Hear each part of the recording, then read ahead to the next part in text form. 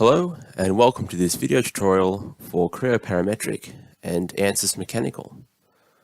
So this tutorial will cover a brief introduction of selecting a part or a feature within Creo and then sending that into ANSYS Workbench via the ANSYS menu option.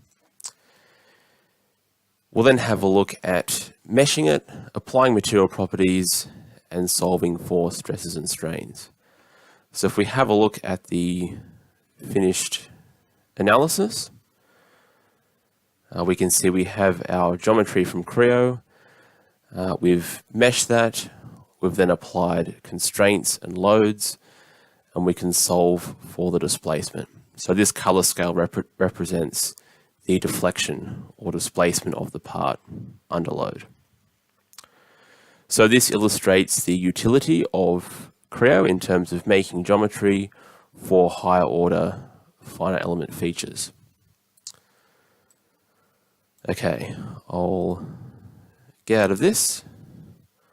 I'll close Workbench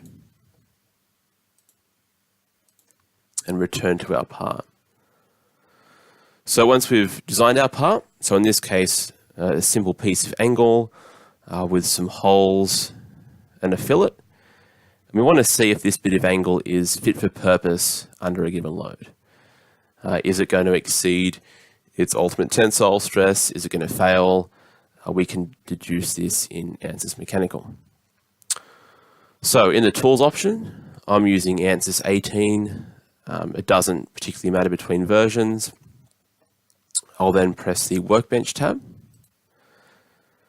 And it will take a little while to start, but this will import the geometry from Creo into ANSYS, and we can then do structural analysis.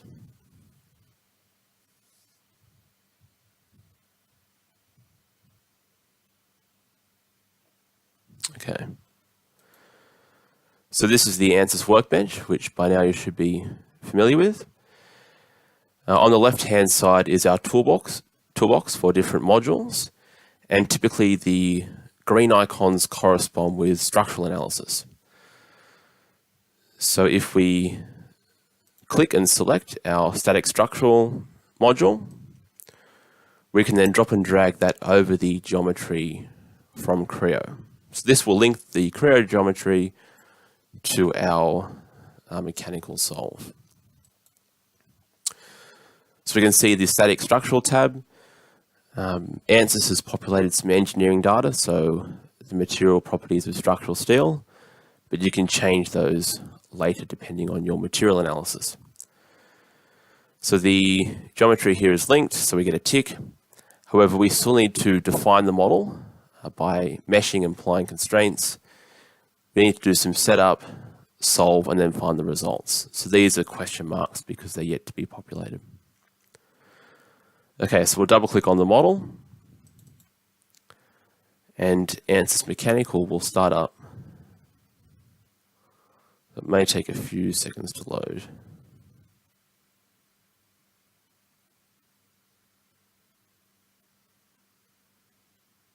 All right, so before we get meshing and applying any constraints, a few things to take note.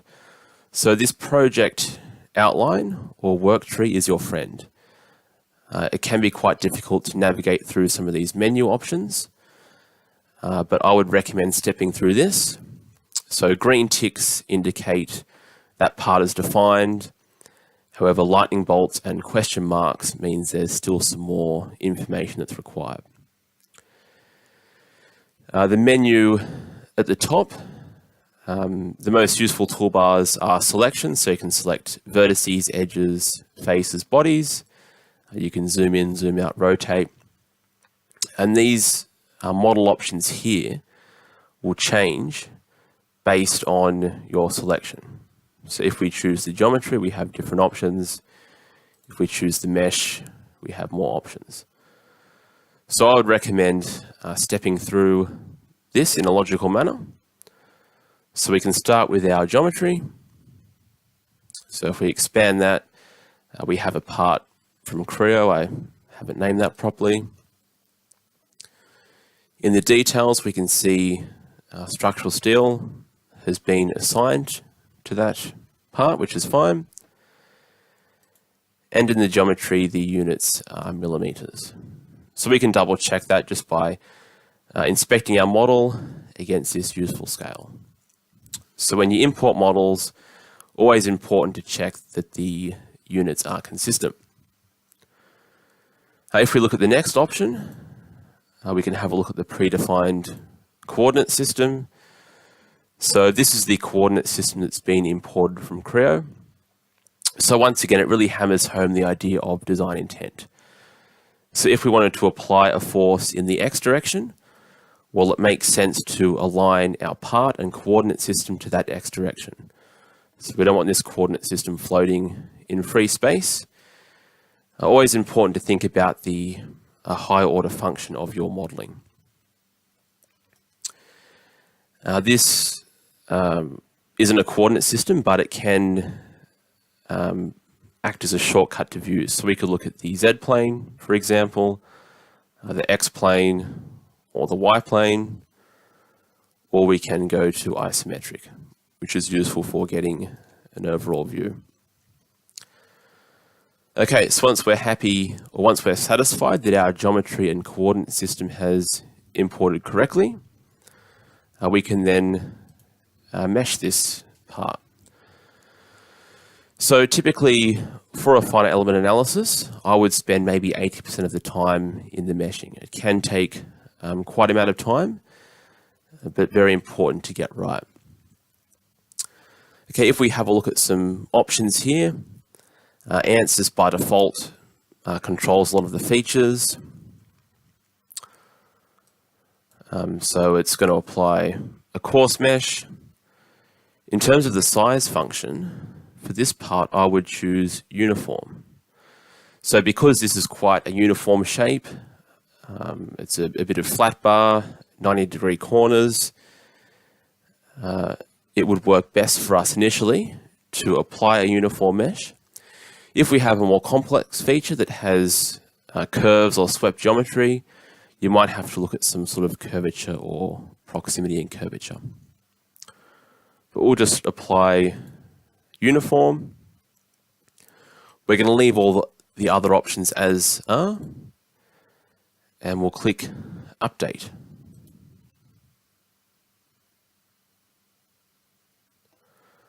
And we have our initial mesh. So if we have a look, if we spend some time inspecting this, not real crash hot. So some of these curve features here around the holes and the fillet haven't been represented particularly well. And we have some highly elongated or skewed elements around the holes. And this can cause some issues with our results. So the default ANSYS options, normally a good starting point, but I would rarely use it as a final mesh. So the way we can do this is by clicking on mesh control, and we can change the sizing, we can refine things, we can look at face meshing. So we're going to change the sizing. So no geometry is selected. So I will select the select body option in the menu, click our part, press apply. So it's going to apply this sizing to that body. And then we'll change the element size to say 3 millimeters. And we'll update that mesh. So looking a bit better. So a more consistent equilateral triangle distribution throughout. And some of these curve features have been represented better. Okay, but we know from engineering judgment that these curve locations or fillets can act as potential stress concentrators. So we're going to localize or do a localized refinement. So in mesh control, sizing, and instead of selecting our body, we want to select faces. And we'll hold down control and select this internal geometry here. Oops, not that one.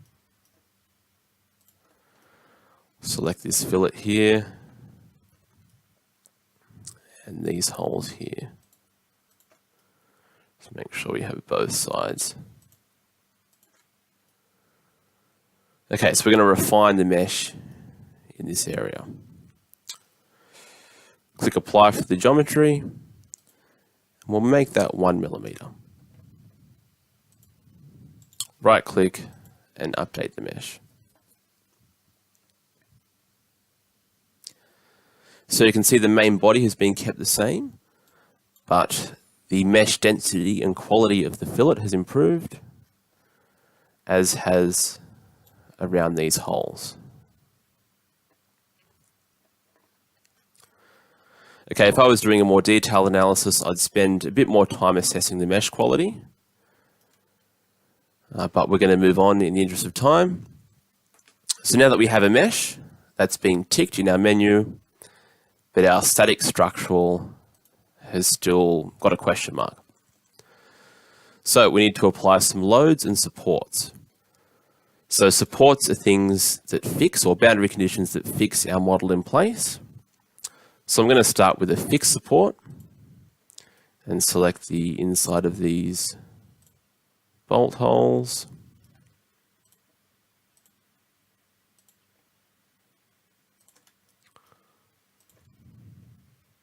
Apply that. So this is fixed, indicated by the blue tab. So this is equivalent to fixing the displacements and rotations of that surface. We can then add another support condition. So we can add a frictionless support, which is like a sliding support. And we can fix the bottom there.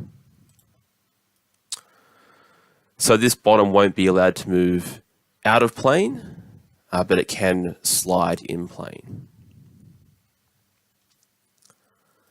Okay, there's still a question mark, so we're going to add a load. So we can add pressures, forces, bending moments, temperatures. We're just going to keep it nice and simple and apply a force to these bolt holes here.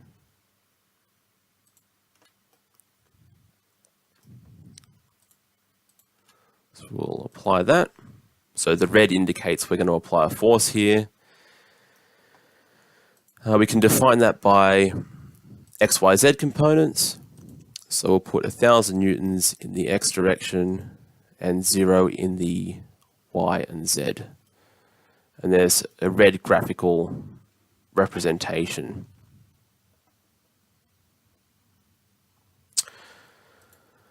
Okay, so we've meshed it, we've applied material properties, we've applied boundary conditions and forces. Our solution has now gone from a question mark to a lightning bolt, which means we can solve that. So we can right click, we can solve. So obviously the more elements we include in our model, the better quality our results will be, but the solution time will be much longer. In this case, it only took a few seconds because there's a few thousand elements, but something to keep in mind. Now, if we look at the bottom, we have no messages or no warnings.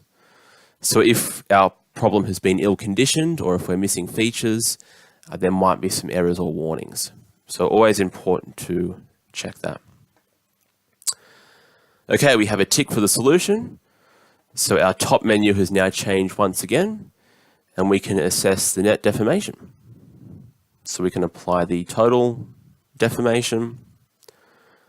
We can right-click that and evaluate.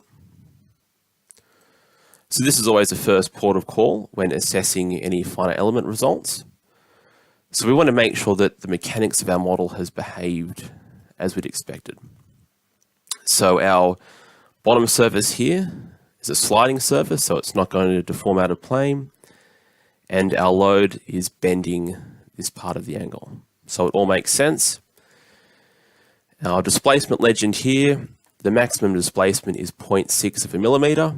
So, yep, that's certainly within reason. And we can also change our result scale if we want to exaggerate the behavior. Because if we set this to 1:1, I mean, you couldn't even see 0.6 of a mil really. So we'll put that deformation scale on. Okay, now we've assessed the deformation. We want to see whether or not our bit of angles failed. So we can look at strains, stresses, internal energy of elements, look at fatigue damage for more higher order analyses. But we'll insert the stress tool, so we can look at shear stress, principal. We'll just have a look at von Mises. I'll evaluate that.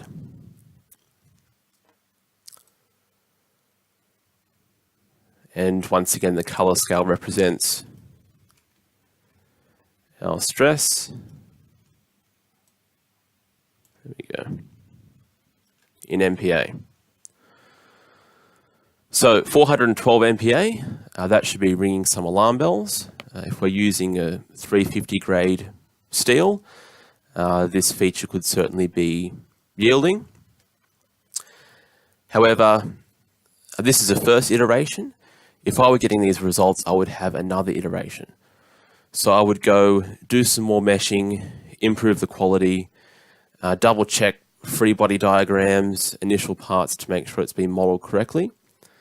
Because this issue here could be stress concentrations due to changes in element quality.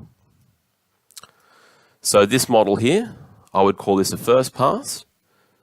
I would then go back into my work tree, back into my mesh, and see what modifications I can do with the meshing to improve the quality.